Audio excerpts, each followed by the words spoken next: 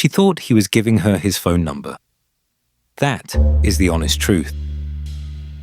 A man in a dark suit and sunglasses handed a folded note to a flight attendant, and she assumed, the way you would, that a middle-aged businessman was making a pass at her. She put it in her pocket without reading it. He had to lean toward her and say it out loud. "Miss, you'd better look at that note. It said, 'I have a bomb.'" What happened over the next 6 hours is the only unsolved skyjacking in the history of the United States. And 55 years later, out of $200,000, exactly 5,800 has ever been found. November the 24th, 1971, the day before Thanksgiving. At Portland International Airport, a man in his mid-40s walks up to the Northwest Orient counter and buys a one-way ticket to Seattle. He gives the name Dan Cooper. Not D.B. Cooper, Dan Cooper. The initials that made him famous came from a reporter's mistake in the hours afterward, and they stuck so hard that the name of the actual man, whoever he was, disappeared underneath them. The most famous alias in American crime is a typo.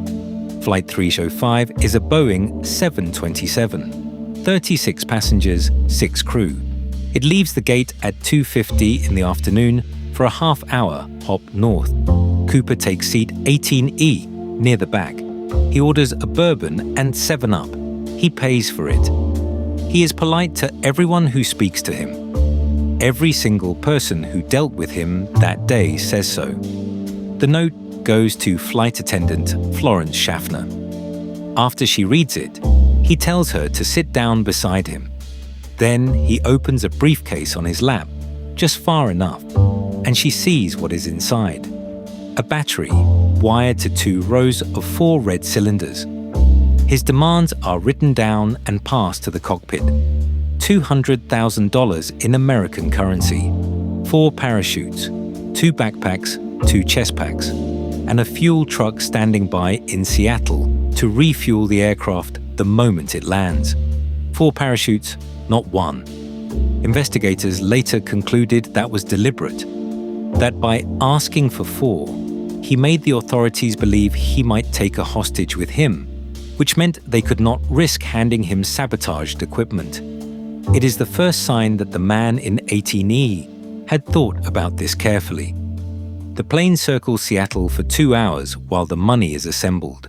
Down below, the FBI gathers 10,000 $20 bills from banks around the city. They are not marked, but before they are handed over, every single note is photographed. 10,000 serial numbers sitting in a file, waiting for one of them to appear in a shop, a bank, a casino. Anywhere in the world. Remember that file. It is going to matter more than any suspect in this story. At 5:46 in the evening, Flight 305 lands in Seattle. The money and the parachutes come aboard through the rear stairs, carried by flight attendant Tina Mucklow. All 36 passengers walk off. Most of them never knew anything had happened at all. And then Cooper tells them where they're going. Mexico City. Wheels down, flaps at 15 degrees, cabin unpressurized, no higher than 10,000 feet, and at the slowest speed the aircraft could fly without falling out of the sky. About 100 knots. Those are not the instructions of a man who read about aeroplanes. That is a flight configuration. It is slow, it is low, and it is exactly what you would ask for if you intended to walk out of the back of the aircraft and survive it. Because he was on one of the few airliners in the world he could do this from.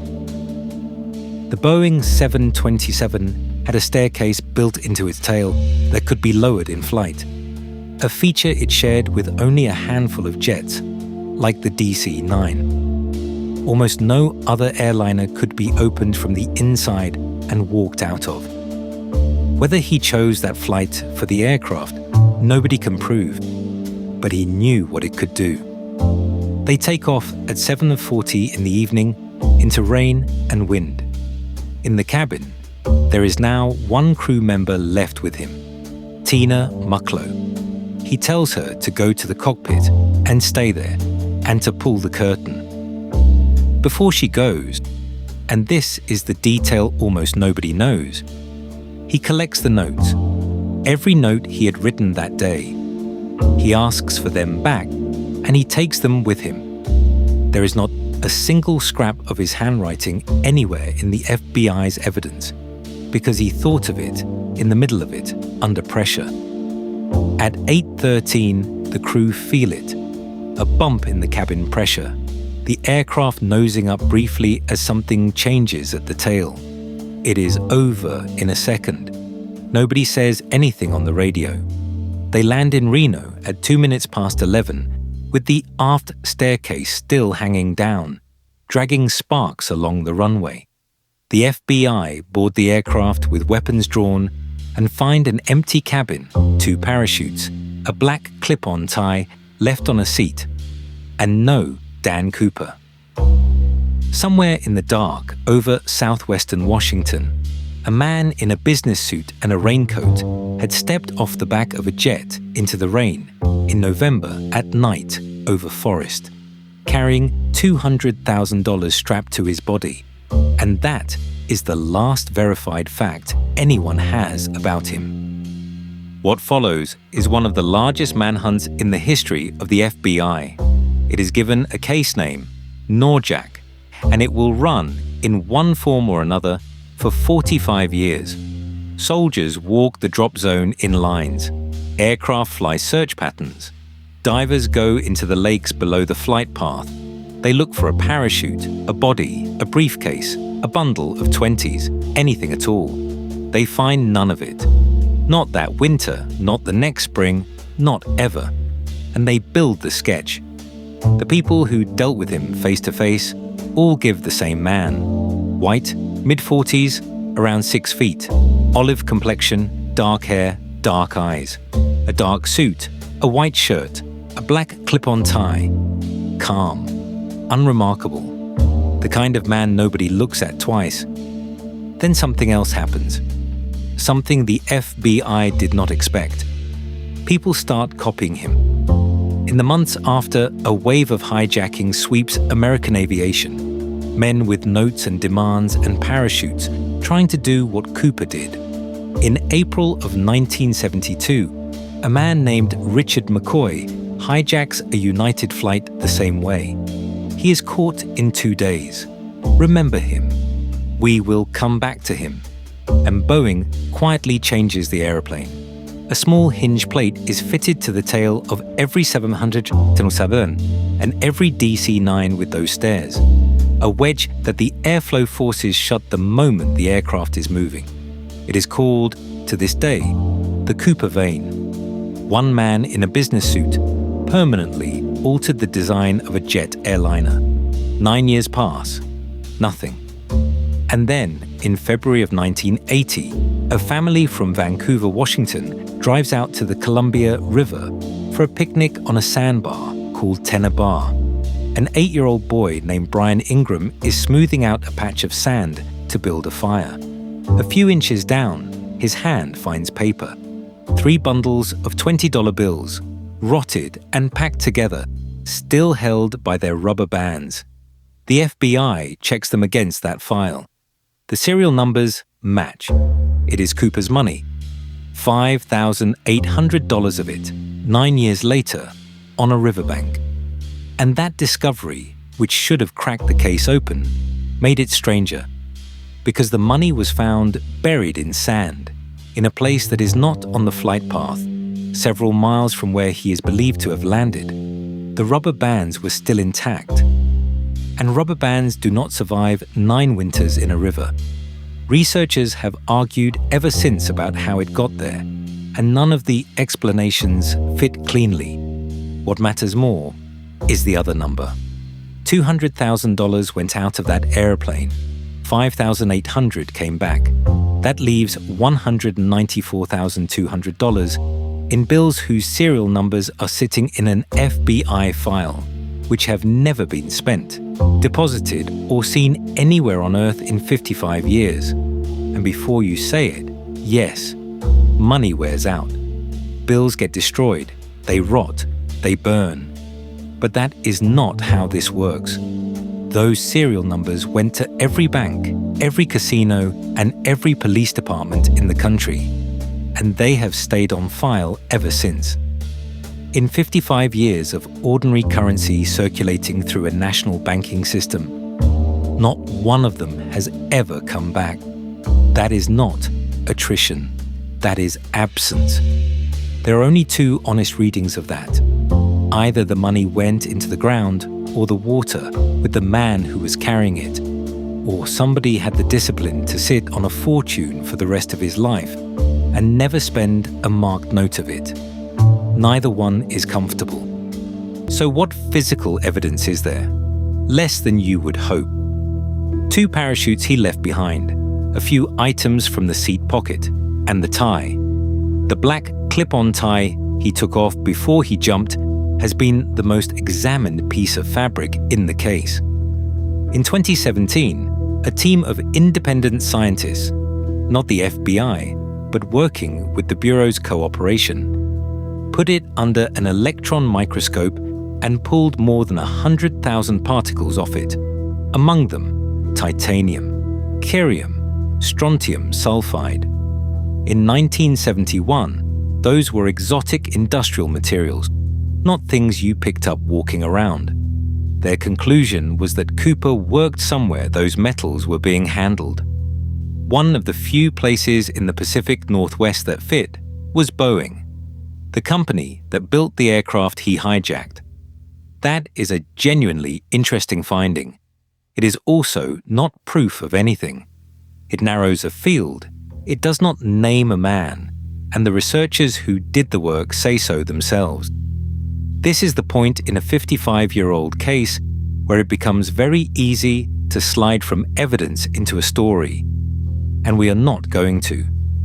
And some evidence is simply gone. 8 of Cooper's cigarette butts were recovered from the aircraft. Raleigh filter tips. They were collected. They were also mixed in with other passengers. And by the time DNA testing existed, they had been lost. Whatever was on them is not coming back. There is one more thing worth knowing about the parachutes, because it says something about him. Of the 4 he was given, 1 was a dummy. A training rig with the canopy sewn shut, unusable. He did not take it. He took a working one, and he used the dummy's bag to carry the money. In 2016, after 45 years, the FBI formally closed the case. Not solved. Closed. Resources redirected to crimes that could still be prosecuted. Evidence preserved for anyone who ever finds something new. Which brings us to the part of this story that repeats. Roughly once a year, very often around Thanksgiving, the anniversary, someone announces that D.B. Cooper has been identified. There have been more than 1,000 named suspects. Robert Rackstraw, a former pilot with a military background and the subject of an entire documentary series. Kenneth Christensen, Dwayne Weber, whose wife said he told her on his deathbed that he was Dan Cooper.